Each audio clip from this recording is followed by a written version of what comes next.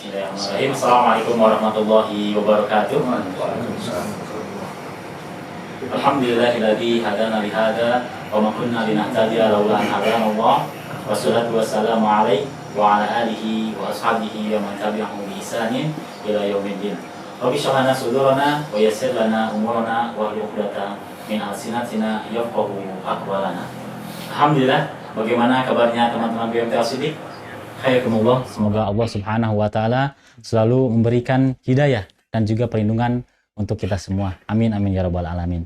Alhamdulillah, pada hari ini hari Rabu, tanggal 21 September 2022, kami BMT Al-Siddiq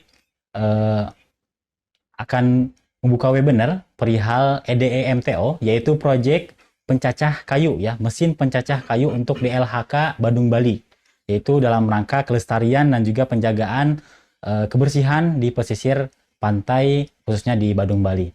Masya Allah. Dan teman-teman semua, untuk webinar kali ini sangat luar biasa sekali karena memang kita dihadiri langsung oleh ketua kita, yaitu Pak Arya. Bagaimana Kak Arya? Kabarnya sehat? Masya Allah. Hayakumullah. Semoga muamalah kita, kemudian tijarah kita selalu diberkahi Allah Subhanahu wa taala. Dan juga teman-teman semua, alhamdulillah pada webinar kali ini sudah ada Pak Andi. Beliau ini adalah anggota BMT Al-Siddiq sekaligus pengelola proyek ya, proyek di PT MTO Detail Engineering. Masya Allah. Pak Andi, bagaimana kabarnya? Alhamdulillah. Alhamdulillah, Masya Allah khair. Terima kasih banyak Pak Andi sudah berkenan hadir dan silaturahmi ke studio kami dan juga ke kantor BMT Al-Siddiq. Dan juga alhamdulillah sudah ada Pak Lutfi di tengah-tengah kita. Beliau adalah tim bisnis dari BMT Al-Siddiq. Bagaimana kabarnya Pak Lutfi? Masya Allah, Masya Allah. Alhamdulillah. Terima kasih atas waktunya Pak Lutfi. Oke teman-teman BMT Al-Siddiq semua. Jadi untuk webinar kali ini kita akan mulai penjelasan dari sedikit penjelasan perihal BMT Al-Siddiq dan juga mengapa sih BMT Al-Siddiq ini launching perihal project EDMTO gitu ya. Nanti akan detailnya akan dijelaskan oleh Pak Arya. Tafadhol Pak Arya. Baik, alhamdulillah. Pada dasarnya lembaga keuangan berdiri atau dibentuk untuk mensejahterakan dari sisi investor, terutama bunga yang didapatkan dari investor untuk kebebasan finansial ya. Sedangkan di BMT Al-Siddiq bertolak belakang dari konsep perbankan atau lembaga keuangan didirikan. Kami fokus kepada usaha, yang mana usaha itu selalu ada resiko, selalu akan berubah-ubah, selalu ada peluang, ada potensi untung, dan ada potensi rugi.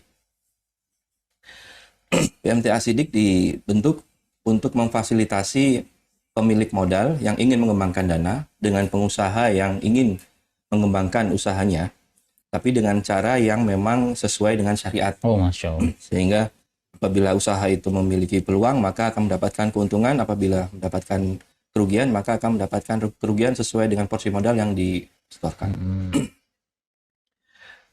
Mengapa kami memilih untuk membuka tabungan EDE? Melihat potensi dari pantai yang dikirimkan ke kami bahwa banyaknya puing-puing kayu dan pencemaran lingkungan yang kami rasa itu harus dibantu. Pertama dari sisi lingkungan, kedua dari sisi peluang adanya manfaat kepada anggota yang menurut kami ini insya Allah bermanfaat bagi masyarakat, terutama bagi anggota BMT Al-Siddiq, dan juga bermanfaat bagi anggota yang mengajukan, jadi memiliki peluang untuk bisa mengerjakan pekerjaan dengan secara sesuai syariat, insya Allah. Insya Allah. Semoga apa yang direncanakan oleh BMT Al-Siddiq dengan muamalah bebas dari riba, goror, ketidakjelasan ya, kemudian juga kezaliman itu bisa terrealisasikan dengan lancar seperti itu. Dan juga proyek ini memang memiliki aspek sosial yang sangat besar, dari mulai lingkungan yang tadi sudah disampaikan oleh Pak Arya, dan juga aspek-aspek lainnya yang sangat berpengaruh untuk wilayah sekitar, khususnya di pesisir pantai Badung Bali, Masya Allah. Kemudian Pak Andi, boleh dong ceritakan ke kita, perkenalkan ke kita perihal perusahaan Pak Andi nih di PT MTO Detail Engineering, betul Pak Andi? Ya. Dari mulai track recordnya dan juga apa sih yang akan dikerjasamakan dengan BMT? Ya. Terima kasih atas kesempatan yang diberikan kepada kami. Uh, saya akan perkenalkan mengenai pertama dari waktu berdirinya PT MTO. Berdiri sekitar tahun 2016, yang personelnya itu memang rata-rata bukan baru, tapi sudah puluhan tahun dari perusahaan-perusahaan sebelumnya sebagai karyawan.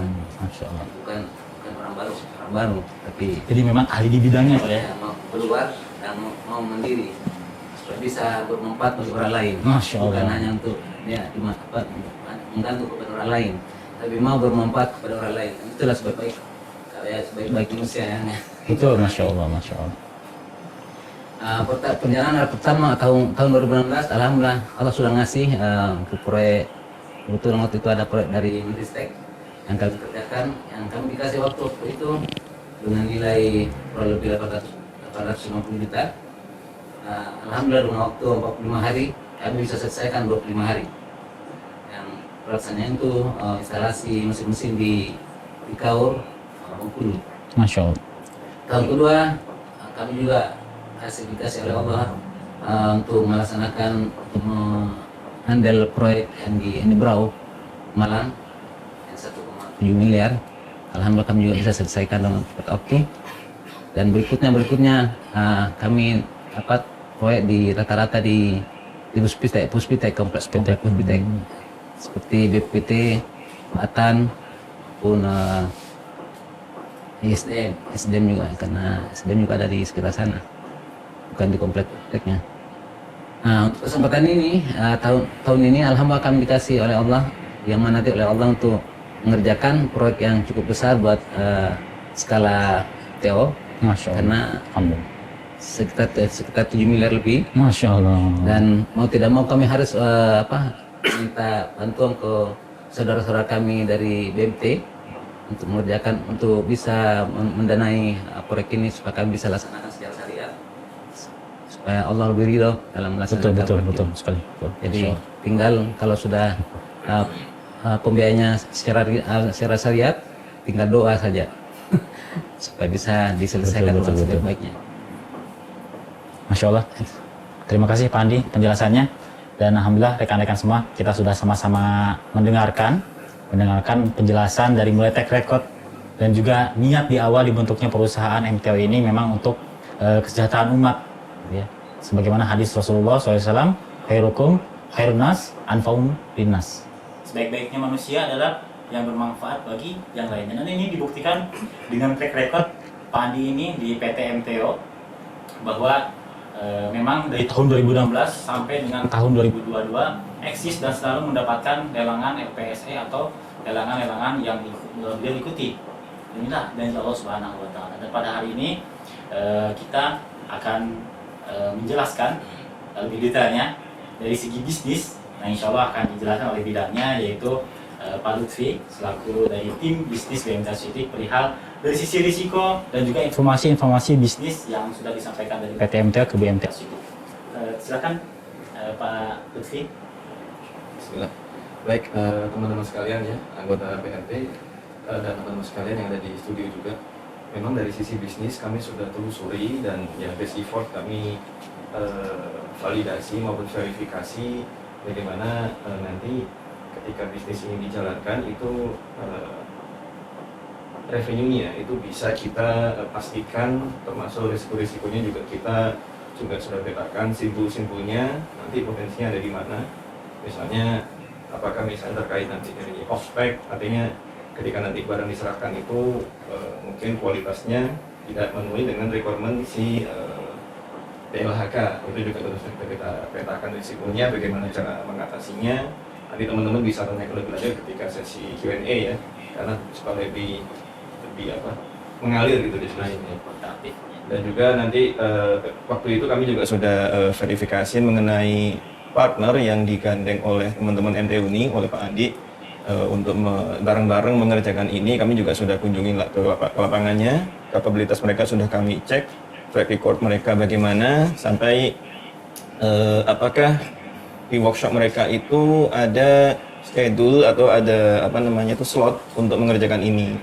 Dan alhamdulillah kita mendapatkan konfirmasi ya, biidznillah, bahwa rekanan atau partner yang diajak oleh NTO ini menangani semuanya in-house ini cukup melegakan. Akhirnya karena seperti ini kita melihat bahwa party yang kita monitor akhirnya tidak terlalu banyak untuk menyelesaikan proyek ini. Jadi cukup satu workshop dan mereka sudah confirm ini dikerjakan secara in-house dengan resources mereka miliki, baik itu berupa tenaga kerja maupun peralatan, dan mereka memang sudah berpengalaman di bidang ini yang cukup bagus. Mereka spesialis di bidang perakitan atau karoseri ya, atau assembly khusus di mobile equipment. Ini yang cukup melegakan. Jadi sangat spesifik keahliannya dan sangat tepat dipilih oleh NTO ini untuk mengerjakan proyek ini. Jadi insya Allah kita bisa kawal bareng-bareng ya. Ini mohon doa dari teman sekalian ya, supaya kita juga bisa mengawal proyek ini dengan amanah. Nah, monggo nanti silakan aspek-aspek yang lain bisa tanyakan lewat diskusi saja. Betul-betul, Insya Allah. Terima kasih Pak Lutfi atas penjelasannya. Jadi memang semua proyekan yang kita launching itu ada tahapan dari verifikasi data dan juga survei ke lapangannya. Apakah sudah sesuai dengan apa yang kita inginkan, apakah sudah aman. Ketika sudah itu semua terpenuhi, baru kita akan launching.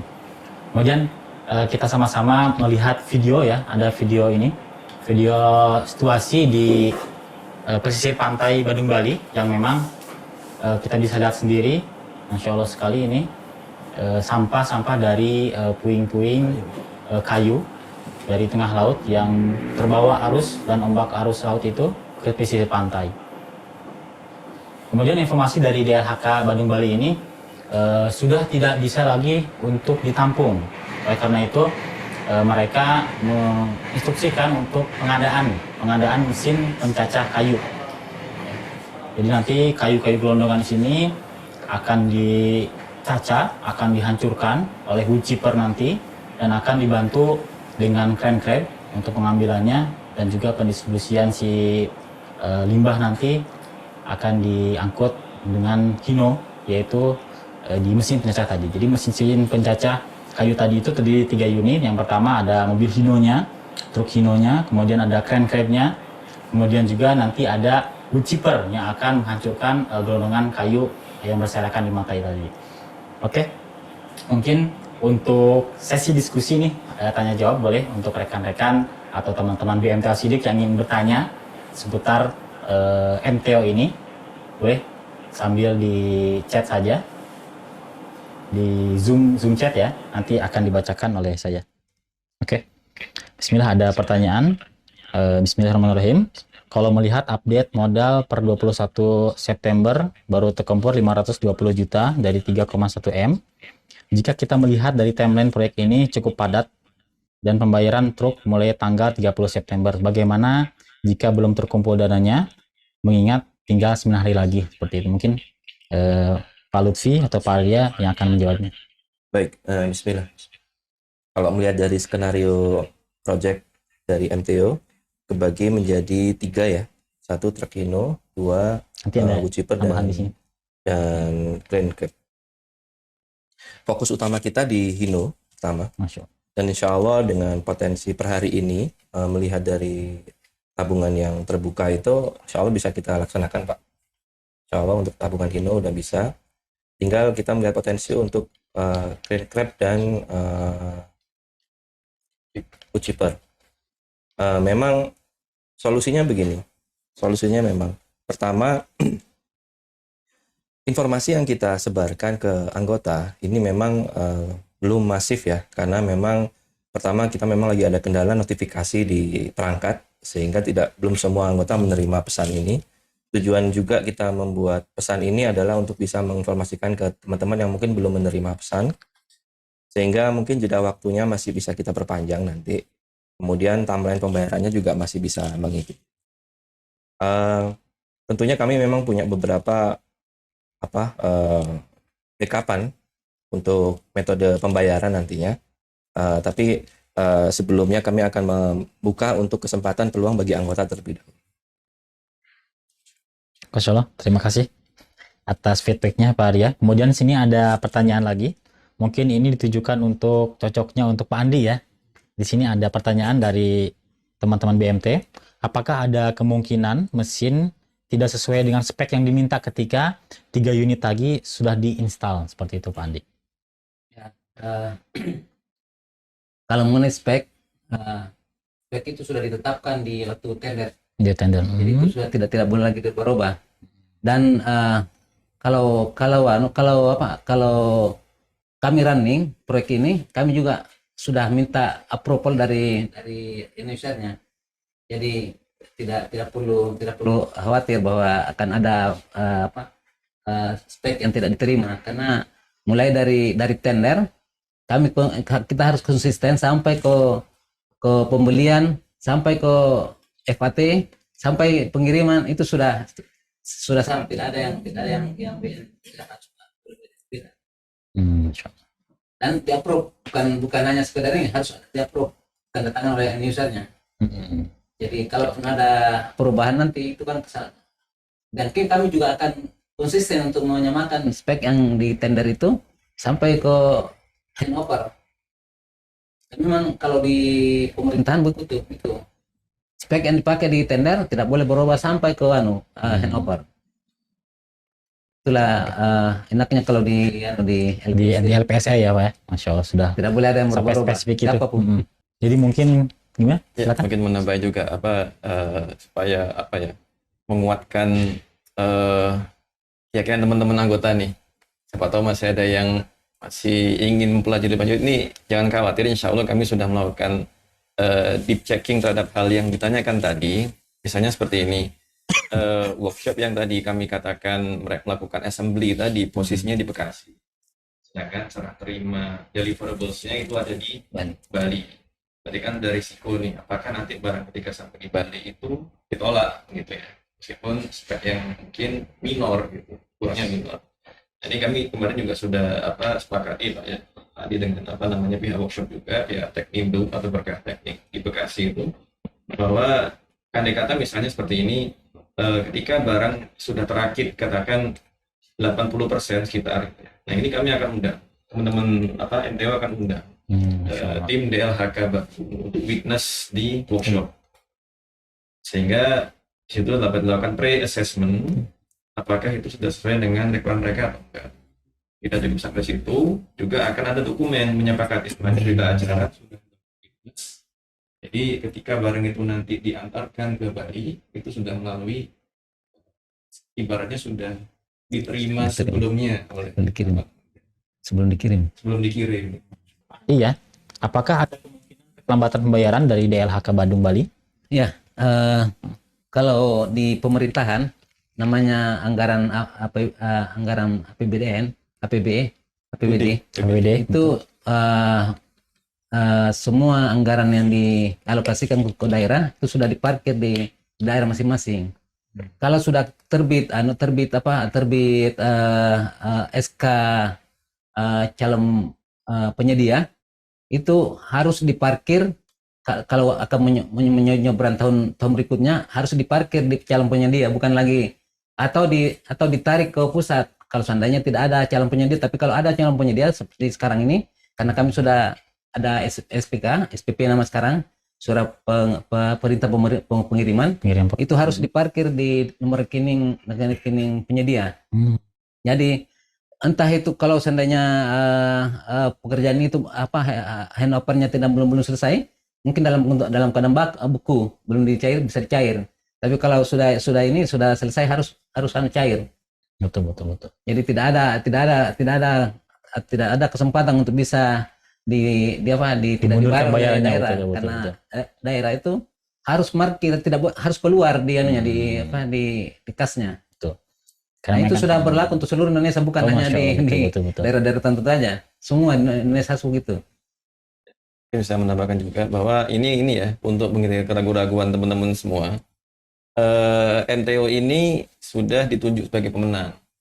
Jadi konteksnya sekarang MTO ini tidak sedang mengikuti tender, tapi sudah ditunjuk menjadi pemenang. Betul. Artinya sudah ada perintah resmi dari DLHK Bali, dan itu sudah kita cek bareng-bareng Mbak ya waktu itu ya, di web e-procurement-nya DLHK Bali, bahwa betul MTO ini sudah menjadi pemenang.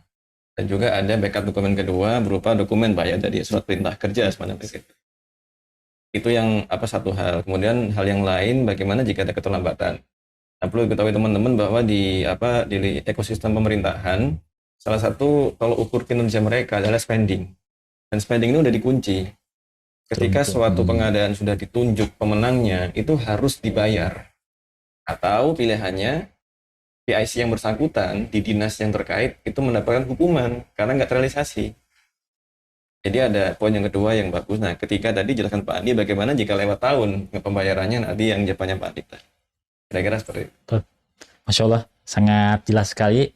Dan ini memang resikonya dari keterlambatan sangat kecil ya, seperti itu. Kemudian juga ada pertanyaan dari teman kita, Afwan, apakah ini proyek lanjutan dari proyek sebelumnya atau pengadaan baru? Pengadaan baru ya.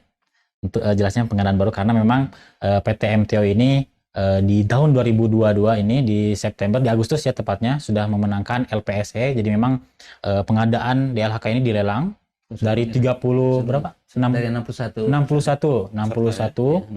peserta dan alhamdulillah hanya PT 6 memasukkan. betul. Nah, di antara 6 itu hanya 1 yang terima ininya. PT MTO inilah betul. Dari 61 yang ikut, 6 jadi 1. Masya Allah. Ini membuktikan bahwa PT MTO ini memiliki track record dan eksis dan memang ahli di bidangnya sehingga DLHK Bali mempercayakan proyek ini kepada PT MTO. Untuk lebih jelasnya teman-teman BMTO Sidik bisa dilihat di executive summary. Di situ ada data-data dari mulai track record PT MTO itu sendiri, kemudian dari kedua dokumen-dokumen bahwa memang PT MTO ini sudah diserahkan dan mendapatkan lelangan LPSE untuk pengadaan mesin ini, dan juga resiko mitigasi yang sudah dijelaskan oleh tim bisnis kita Pak Lutfi. Lebih jelasnya nanti akan ada di executive summary. Seperti itu. Kemudian ada pertanyaan lagi mungkin sebelum ditutup. Oh betul. Jika pengadaan lanjutan, supplier mesinnya sudah ditentukan sebelumnya ya Pak? Maksudnya sudah ya Pak ya? Dari mesin Chipper, kemudian juga connect rep, sudah semuanya. Sudah semua. Dari tender itu sudah ditentukan, nggak boleh berubah-ubah. Betul. Jadi memang ketika di LPSI itu, ketika ada pengadaan, memang di situ itu ada pendataan, betul, dokumen dan spesifiknya seperti apa. Nah, jadi yang akan memenangkan lelang ini, yang pertama barangnya itu sesuai dengan spesifik yang diminta. Kemudian yang kedua, yang lebih murah seperti itu, dan spesifik yang lainnya seperti itu. Track recordnya betul. Dan yang ketiga tadi yang lebih penting track recordnya seperti itu. Boleh ada lagi mungkin sebelum ditutup teman-teman yang lain? Saya rasa sudah cukup. Nanti saya lagi kembali untuk detailnya. Boleh teman-teman BMTA Sidik untuk menanyakan langsung ke admin BMTA Sidik atau ke investment strategis atau ke relationship BMTA Sidik. Boleh, nanti akan di feedback pada jam kerja. Kemudian juga untuk detailnya juga teman-teman bisa lihat di executive summary. Tentunya harus login via aplikasi atau via website BMTA Sidik. Alhamdulillah sudah tidak terasa ya, sudah di penghujung webinar kita. Oleh karena itu kami dari BMTA Sidik mengajak teman-teman semua, ayo kita bergabung untuk pelestarian alam, ya, membantu DLHK untuk membersihkan pantai dan juga kelestarian alam khususnya di pesisir pantai Badung Bali agar kembali menjadi indah dan juga banyak aspek-aspek yang diuntungkan terutama di masyarakat sekitar. Semoga Allah mudahkan apa yang sudah kita rencanakan ya. Sekali lagi terima kasih untuk rekan-rekan dan teman-teman BMTA Sidik yang sudah bergabung dan kami ucapkan syukron jazakumullah khairan katsiran. Mari kita tutup webinar ini dengan doa kafaratul majlis. Subhanakallahumma bihamdika asyhadu alla ilaha illa anta astaghfiruka wa atubu ilaik. Assalamualaikum warahmatullahi wabarakatuh. Waalaikumsalam.